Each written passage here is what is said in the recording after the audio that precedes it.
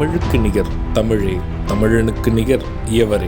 2 அடியில் நம்மால் எதுவும் செய்ய இயலாது என்று எண்ணும் மனிதனிடத்தில் 2 அடி குரலில் எதையும் நம்மால் செய்ய முடியும் என நம்பிக்கையை ஊக்குவித்தது திருக்குறள். வணக்கம் குழந்தைகளே. வணக்கம் பகலவன் ஐயா. இன்னைக்கான குறளை நம்ம பார்ப்போமா? ஓ, பார்க்கலாமே.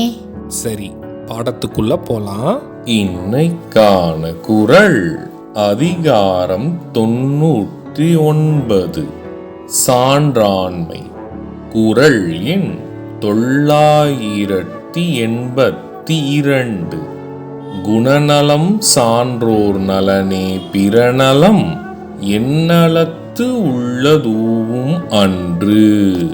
ஐயா, நீங்க சொன்ன இந்த குறளோட பொருள் என்ன?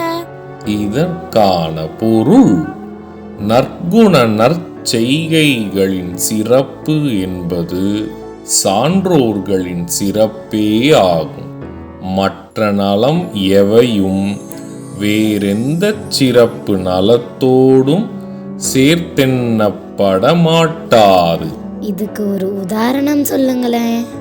இதற்கான உதாரணம் நல்ல குணத்தோடு செய்யும் அனைத்து செயல்களுமே நற்செயல்களாகும்.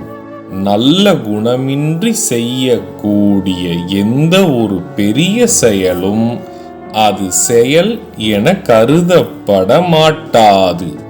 நான் சொன்னது உங்களுக்கு புரிஞ்சுதா தீரன், இலக்கியா? நல்லா புரிஞ்சுது ஐயா. இனி இந்த குறள் எங்களுக்கு மறக்கவே மறக்காது. சரி பசங்களா, நாளைக்கும் இதே மாதிரி சுவாரஸ்யமான குறளை பார்ப்போம். நீங்க வீட்டுக்கு போன உடனே என்ன பண்ணணும்?